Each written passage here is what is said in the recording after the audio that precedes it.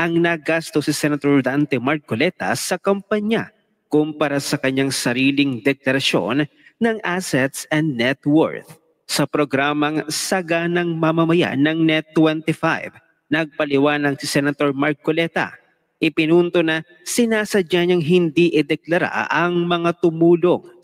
Contractors, pero kakonti, if at all, yung mga nabanggit na legislators who are... Well, no, they're part of the list. Nagkautal-utal na ang mama. We'll give you the complete list. I just didn't go through them because there are like 37 of them. Simplihan nyo. Napakamahabang proseso kung bakit hindi nila kayang mapauwi si Saldico. Kung bakit hindi nila makansela ang passport dahil wala pa naman daw kaso. Walang maibigay na kaso, walang maibigay na supena kasi hindi makita ang tao. Ganun lang nila nilalaro ang taong bayan. 25 years po ako na nagsilbi sa gobyerno. Kasama na po dyan, yung naging professor ako sa UP College of Law. Ibig sabihin, sa tagal ko po sa gobyerno, ay marami na po ako nakitang magagandang gawain at masasamang gawain. Pero dito po, sa administration ni Bongbong Marcos, ito na yung the worst. Yes. Good morning again mga kasama. Nandito na naman si Kuya Gus nagbabalik. At syempre, kung di ka nakasubscribe sa ating channel, pasubscribe na lang po at hit mo na rin yung bell para updated ka sa ating mga video. Ngayon, naku, ito na. Pati si Senador Marcoleta ay pinag-iinitan na rin ng COMELEC.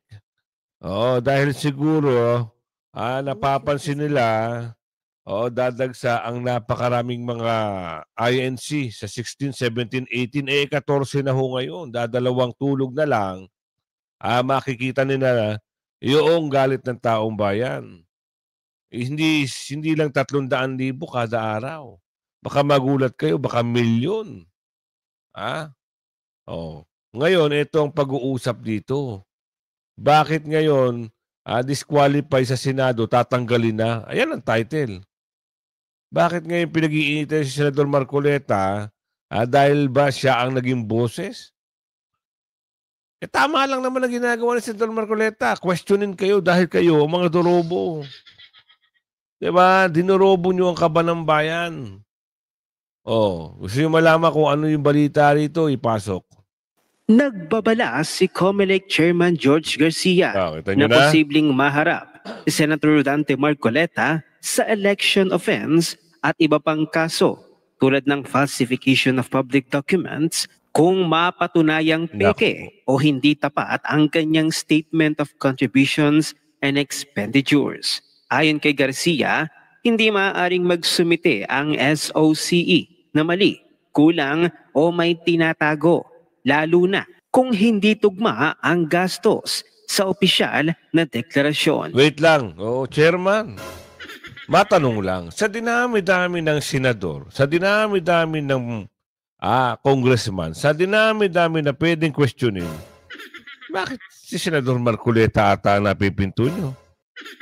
Napapatanong lang kami. Ano na ba ang interest nyo? Bakit si Senador Marcoleta ang gusto nyo sibakin? Ito questionable. Campaign expenses, say COMELEC chief. Gawa-gawa na naman ng kwento. Bakit hindi nyo questionin yung mga, taga Maynila, na pinasok nyo kahit natalo na?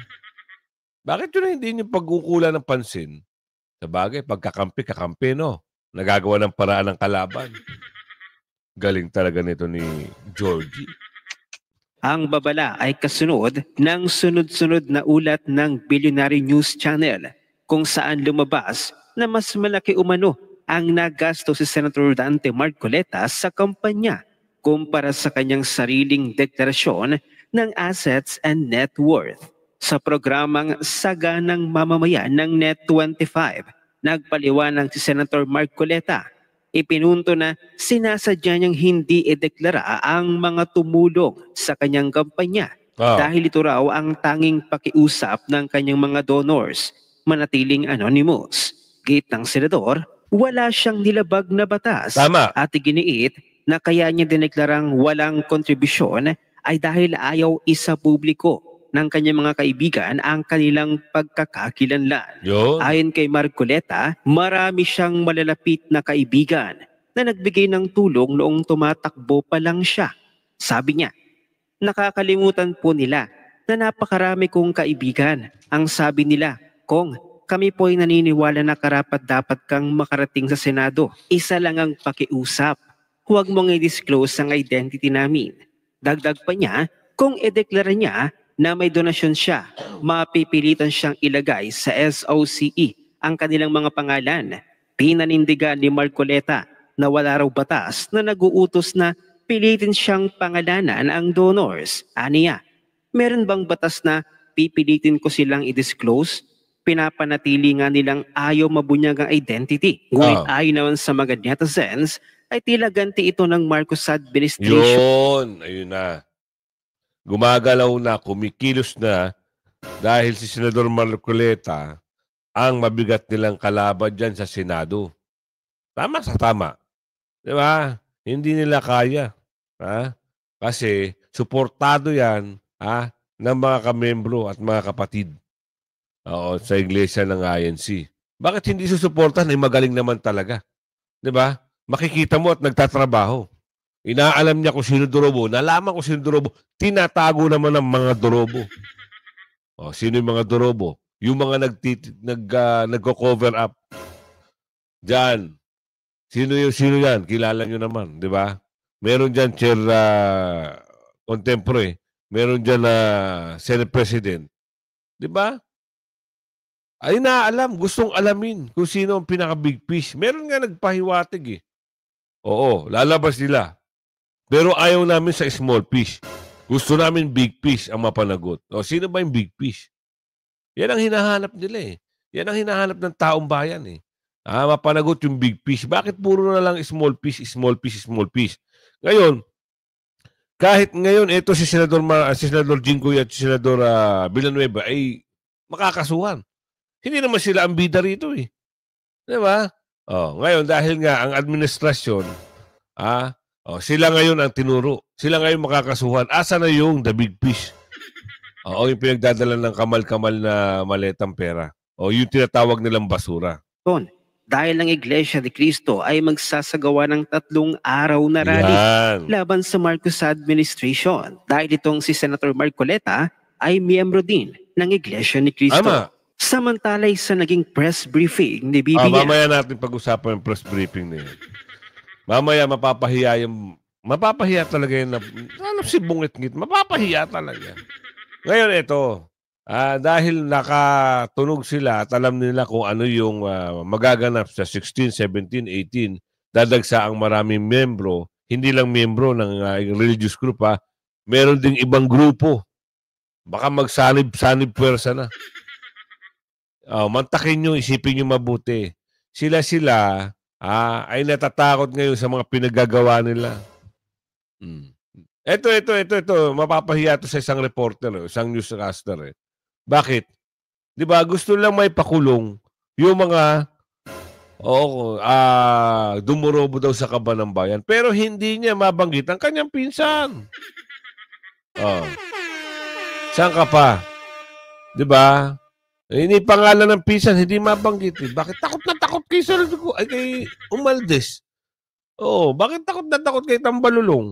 Yun ang tanong. Nagtatanong lang ho kami. Di ba? Bakit hindi kayo tumayo sa sarili yung binti? Sa bagay, wala palang paa eh. Binti na lang. Bakit? Ito papakita natin. Yung interview. Para... ito siya eh. Presentation, very obvious, very noticeable po na marami sa mga pangalan binanggit ninyo, DPWH officials, contractors, pero kakaunti, if at all, yung mga nabanggit na legislators who are... Well, no, they're part of the list. Nagkautal-utal na ang mama. We'll give you the complete list. I just didn't go through them because there are like 37 of them. So you'll get, as I said, you'll get a briefer, which will which will give you more detail on all of the things that I've said today. Is the former speaker included in the list, sir? I don't think so, because the only evidence that has been made against him is in the Senate. So I don't know. No, with the speaker, no. Diba? With the speaker, no. Sa club, no? Talagang wala talaga. Ayaw niya talagang bitawan ng pangalang. Pero wait lang kayo. Oo, darating din kayo dyan. Oo, lahat ng pagtatanggi nyo, darating at darating din ang panahon para. Kaya eto, listahan ng mga pangalan na pinakakasuhan ng ICI. Inilabas. Alamin natin ito mga kasama. Sino-sino itong mga inilabas sa pangalan. Andito yung dalawang senador eh. Ngayon, hinahanap natin dito. Yung tinanong ng isang reporter, bakit wala nga naman? May mga pangalan pang pinakakasuhan ng ICI. Yes. Kasama dyan ay mga senador. May nakita nga akong listahan Hinahanap ko eh. May listahan. Ayan o. Jen. Yan. Sino-sino yan? Mga inirekomenda ng ICI na kasuhan, kaugnay po ng flood control anomaly. May kinakasuhan talaga. Ano sabi niyong wala? Senator Joel Villanueva. Joel. Senator Jinggoy Estrada. Jinggoy. Dating Congressman Saldico. Saldi. Uy, sinama na pala si dating Congressman Mitch Cahayon. Nako. COA Commissioner Mario Lipana. Si Yusek Robert Bernardo ng DPWH. Dating DPW Secretary Manuel Bunuan. At Yusek Maria Cabral ng DPWH. Asa na yung iba? So ito nakalipad na. Ang sabi daw di umano, nabalita na ito eh. Ito si ex-secretary DPWH, Bunuan, nasa Amerika na dahil yung misis daw di umano ay parang magpapa-check up.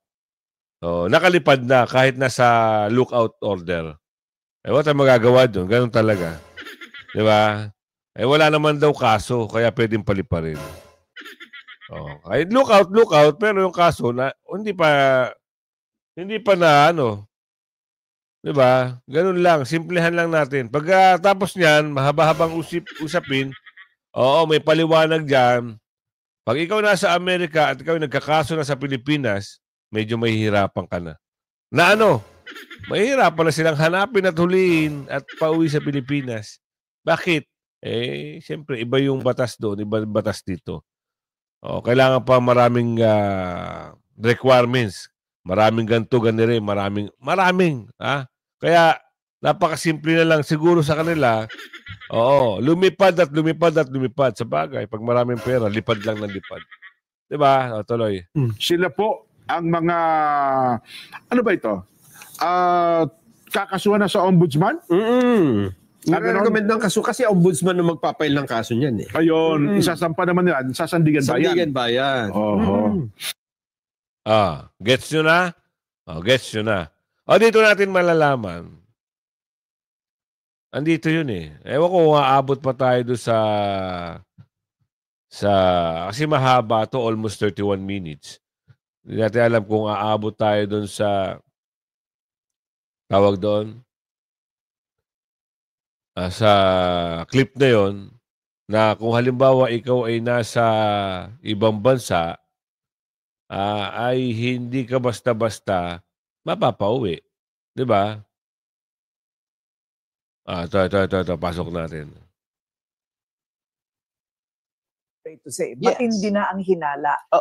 Pero wala pa po kayong natatanggap na kahit na anong charge sheet or what do you call that? Subpoena or what? Yeah, meron na raw subpoena na sa ombudsman, meron din daw sa DOJ, pero hindi ko naman nakikita. So hindi ko rin nakikita yung complaint. Kasi as you know, no, malaki na exposure mo dito, hindi naman gagalaw ang abogado, ang defense, kung hindi nakikita ko ano yung accusation, hindi namin alam kung anong sasagutin namin. Pag ko sagutin yan, sabi mo muna sa akin kung ano yung inaakusar mo.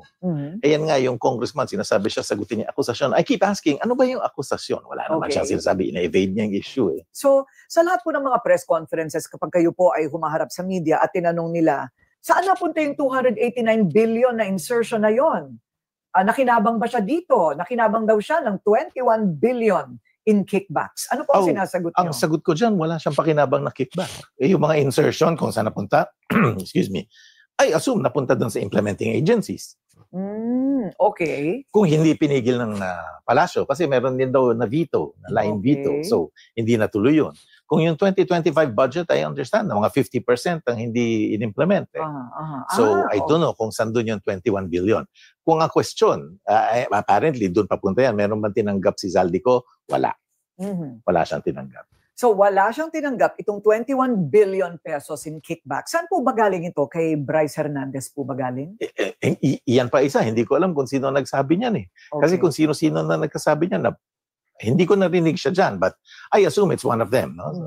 Either si Hernandez or si Mr. Alcantara. I don't know. And your position is, whatever amount anyone thinks that Zaldico may have pocketed or kickback ito, ay kailangan patunayan. Yes. Paano mapapatunayan? Hindi Theoretically, naman. paano mapapatunayan kung tumanggap ng kickback ang isang congressman na nag-insert ng budget? Kung meron kang smoking gun, hand to hand, hindi ba? From Pedro to the accused, like to my client, di ba? Well, smoking gun, kung meron kang photograph, di ba? Kung meron kang confession.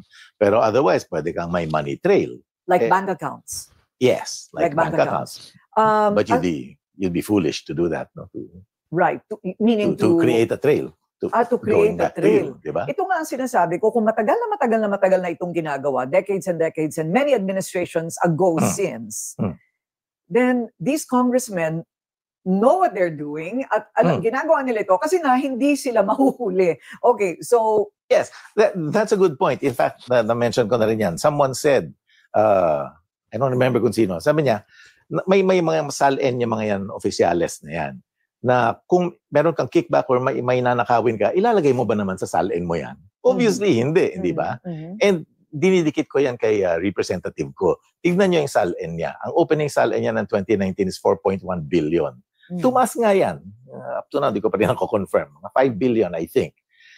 Is he foolish enough to put money in his SALN, to declare money in his SALN kung hindi legal yung source nun? So meaning, sa pagpasok niya noong 2019, mayaman na siya. Bilyonaryo na talaga siya. Yes. And what was his business before? Marami. 44 private corporations. Okay. Ngayon, kapag sinabi po, balik po tayo dun sa 289 billion peso insertion and the 21 billion peso kickback. You're saying kung walang trail, smoking gun, is a witness considered a smoking gun? Sure. So long as... Pwede rin pong bayaran ng witness, diba? Pwede rin. But all things being equal, kung meron kang witness, so long as credible yung witness. Meaning, when kapani-paniwala. If you cross-examine dates, mga itsura ng mga tao, kung saan. Yes. At saka kailangan consistent sa experience of humankind. Hindi naman pwedeng sabihin niya, pumunta nga ako sa Paris, doon ko dineliver yung pera. Tapos, one day lang ako sa Paris. Hindi credible eh. Can you be charged based on circumstance? Sure. Sure. Kung malakas yung circumstance. Kasi the law doesn't always require naman direct evidence. Right. Pero hindi pa rin po niyo natatanggap. Wala kayong natatanggap na charges? Wala eh. And a subpoena, hindi a-appear kung hindi naman natanggap ng personal? Oo. Hindi pwedeng kayo po ang tumanggap for your client? Hindi ako authorized. Under the rules, kailangan hand-to-hand yung subpoena. Parang summons. Sa civil case, ganun din. At dahil hindi siya makita, hindi siya mahanap, hindi maibigay yung subpoena. Correct. Hindi pwedeng email. Hindi pwedeng email. Hindi ko alam kung iniba nila yung rules ng Senado or hindi ko alam yung internal rules ng ICI kung pwedeng email. But parang it doesn't make sense. Right. Kasi and you don't know who opened his email. Yes, and think about it. Kung wala naman dito yung tao, paano mo ipafuersahin na bumalik? Diba? Hindi naman fair na gagamitin mo yung subpoena mo to force someone who's legitimately out of the country para bumalik. Diba? Think about it. Kung Pilipino ka, nakatira ka, nag-aaral ka sa wherever, sa Massachusetts, di ba? Tapos isa-serve ka ng email, mag-appear ka dito, otherwise papa-aresto ka namin if you don't appear. Para hindi naman yata fair. Nag-aaral ka dun just because. And you cannot be compelled. You certainly can't be compelled. Okay. But yung question is yung justice of having you arrested when you're legitimately not within the jurisdiction. This is the latest I heard, that they can have him arrested. They can issue a warrant of arrest, but having it implemented abroad might be problematic. Ayan ang sinasabi ko sa inyo. Simplihan nyo. Napakamahabang proseso kung bakit hindi nila kayang mapauwi si Saldico. Kung bakit hindi nila makansela ang passport dahil wala pa naman daw kaso. Walang maibigay na kaso, walang maibigay na supena kasi hindi makita ang tao. Ganun lang nila nilalaro ang taong bayan. Ngayon, pakinggan nyo yung sinasabi ng abogado niya. Oh, okay. What will it take for somebody like him in another country, possibly in a country in Europe where there is no extradition treaty? What does it take for that to be possible? Kung no extradition treaty, wala na yun. Nako, yan na. Kasi he cannot be extradited. Kung meron extradition treaty, you go to extradition proceedings. Okay. Okay, ito ang tanong. Babalik natin ang tanong. Attorney, magtatanong lang kami. Ngayon, kung wala palang extradition treaty, o kung meron man extradition treaty, sabihin natin wala. Kasi ang Pilipinas, wala namang extradition treaty. Bakit nila napakuha si Tatay Digong? At bakit nila ngayon sinasabi na pwedeng gawin kay Senator Bato itong extradition? Alam nyo pala! Diba? Ang tanong doon, bakit nila nakuha si Tatay Digong? Maiba ito Kasi naipasok niya, kung merong extradition treaty, why not? Kung wala, TY. Hindi pwedeng arestuhin. Tuloy. And what about arresting him? Hindi rin pwede. You have to coordinate with the local police forces to arrest him. Even in a country without an extradition treaty? He can be arrested there? I don't know. Depende sa local law. No? We're not talking about Zaldi. We're tumbukin nyo na. Kay Zaldi. Theoretically, I see. Yeah. Okay. For example, I know sa US, I know a little of US law. Hindi mo pwedeng arestuhin basta-basta yan. Diba you go to the US, let's say you go to New York, and you come up with a Philippine arrest warrant, they're gonna say, we don't know what that is. Diba? Right. That's a piece of paper as far as we're concerned. Oo. Now, ito pong kanyang pagkakabitaw bilang isang congressman, his resignation automatically makes the ethics... diba? Yun ang gusto ko yung ipaliwanag sa inyo. Kawawa. Pag mahirap ka, wala, kulong ka. Pag mayaman ka, ligtas ka. Madali lang makalis Tingnan mo si Bonoan. Nakasibat agad. Di ba? Nakasibat agad Ngayon, may papakita akong video sa inyo.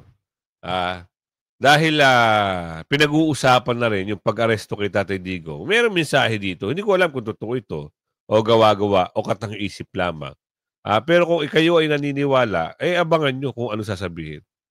Nila, nadadamputin na naman Presidente Duterte.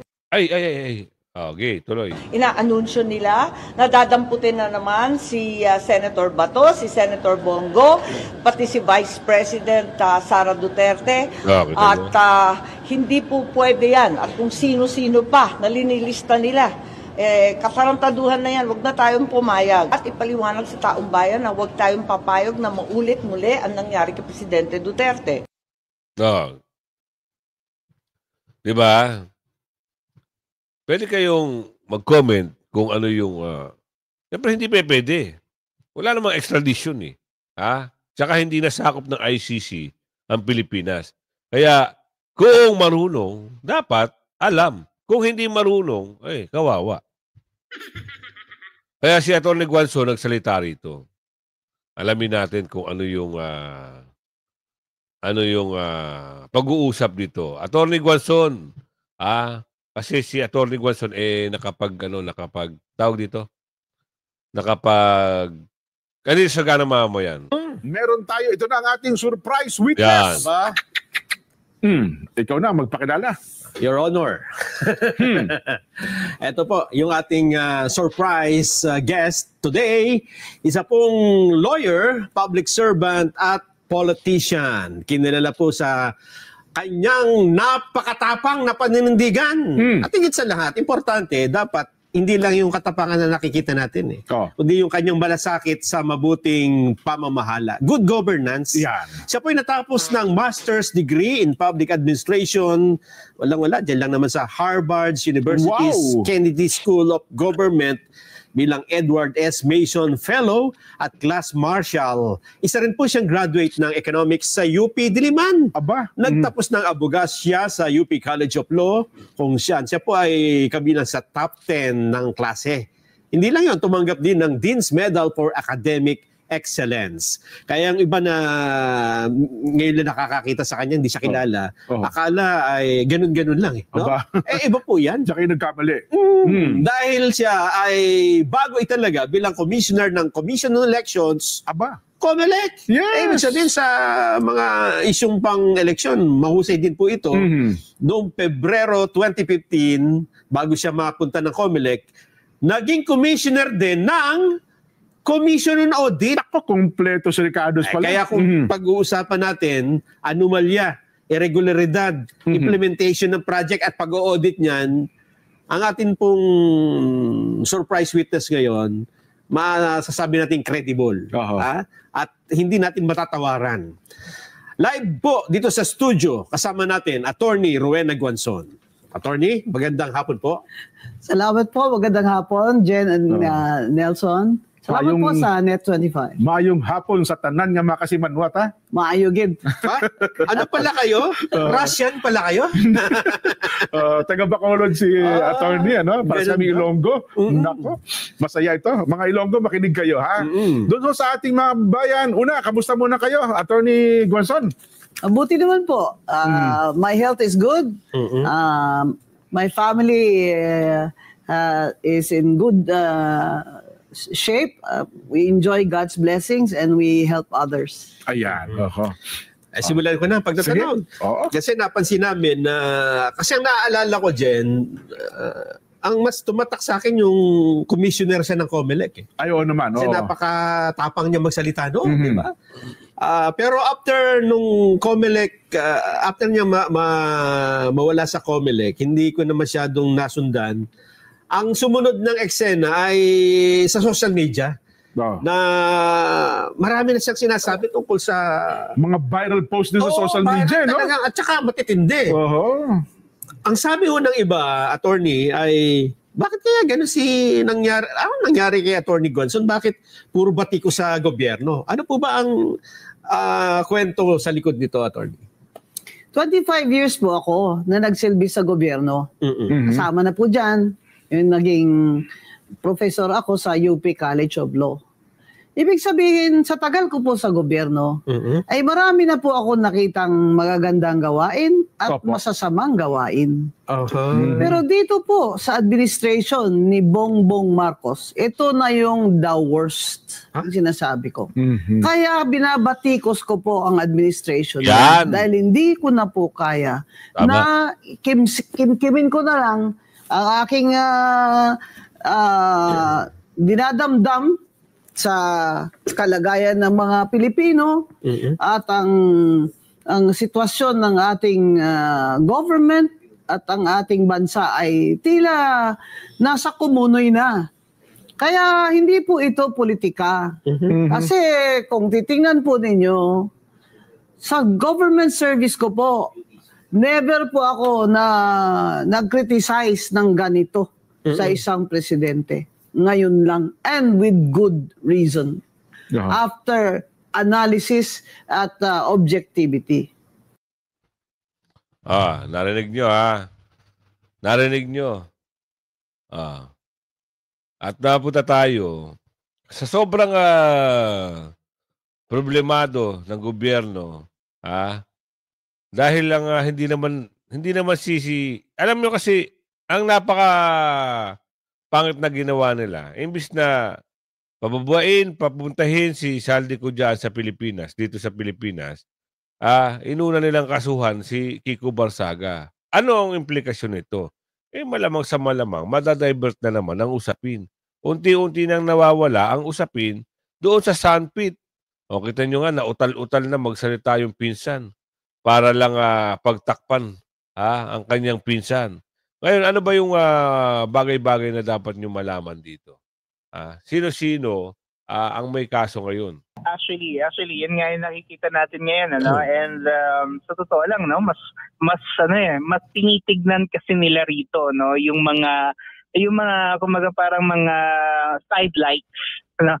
They're not really looking at the highlights. They're not they're trying to focus their attention on other things. Kasi nga, this is really the art of diversion, no?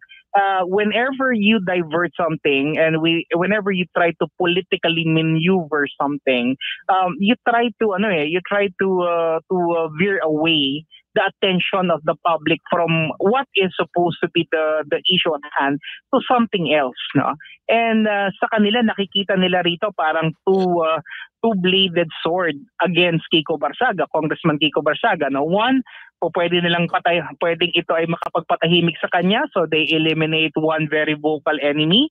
Another thing is, it may send a strong signal to whoever will be going up against the government may actually suffer the same fate, no?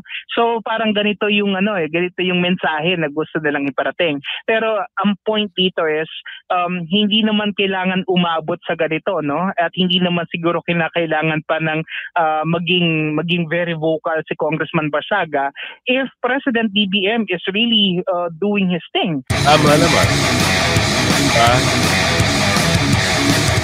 Sa tingin niyo po, may tuturing ng crime against humanity itong issue po ng korupsyon, lalo na po dito sa flood control dahil marami na po ang namatay sa baha, marami mga ari-ari ang nawasak at hanggang ngayon ay marami ang nagluluksa sa sinapit po nila sa kalamidad, Prof, na isa sa mga itinuturong dahilan kawalan ng flood control projects na meron namang ipinagmamalaki. Trilyong piso yung halaga dyan, pero wala silang naramdaman, Prof. Yun, actually, I totally agree with that, no, Mar. Actually, I think I've said this in many interviews, no, that when you commit parang corruption, especially if it's in relation to flood control or anything of this matter, I think you're really committing a great violation. Primarily because this is tantamount to loss of lives, loss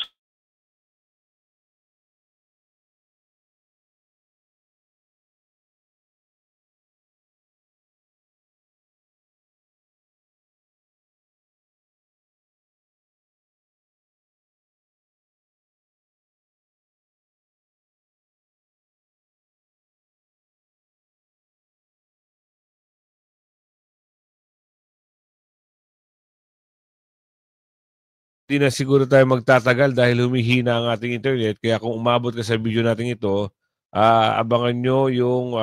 meron pala akong nabasang comment, no? Sa ating mga subscribers.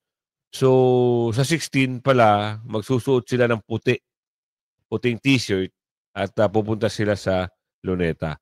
Kaya kung... excuse me. Kung umabot ka sa video na ito, alam mo na susuotin mo. Hanggang sa muli, bye-bye!